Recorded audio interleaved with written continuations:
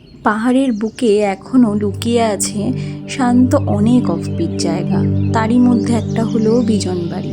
এই জায়গা অনেকের কাছে এখনও অপরিচিত, আবার অনেকে অলরেডি ঘুরে চলে এসেছে। একসময় বিজনবাড়ি ছিল আশেপাশের পাহাড়ি গ্রামের মানুষের গুরুত্বপূর্ণ বাজার ও যোগাযোগের কেন্দ্র। এখন বিজনবাড়ি ধীরে ধীরে পর্যটকদের কাছেও বেশ জনপ্রিয় হয়ে উঠেছে। যারা শহরের ভিড় এড়িয়ে পাহাড়কে কাছ থেকে অনুভব করতে চান এবং দুদিনের ছুটিতে নিজেকে কোলাহল থেকে বিরত রাখতে চান এবং পাহাড়, নদী, মেঘ, বৃষ্টি নিয়েই থাকতে চান, তাহলে এটা কিন্তু আপনাদের কাছে বেস্ট অপশন হতে পারে।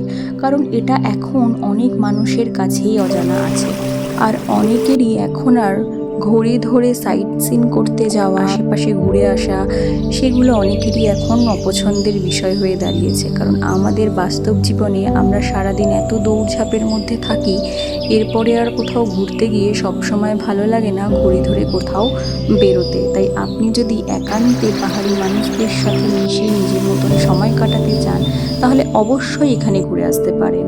তবে এটা যেহেতু অফবিট প্লেস, তাই আপনি হয়তো লাক্সারিয়াস স্টে এখানে পাবেন না, কিন্তু পাবেন পাহাড়ের মনোরম দৃশ্য, হোমস্টের আন্তরিকতা আর শান্ত পরিবেশ। আর হাতে যদি আপনার একদিন সময় বেশি থাকে, তাহলে কিন্তু আপনি চাইলেই মেগিটার ঘুরে আসতে পারেন।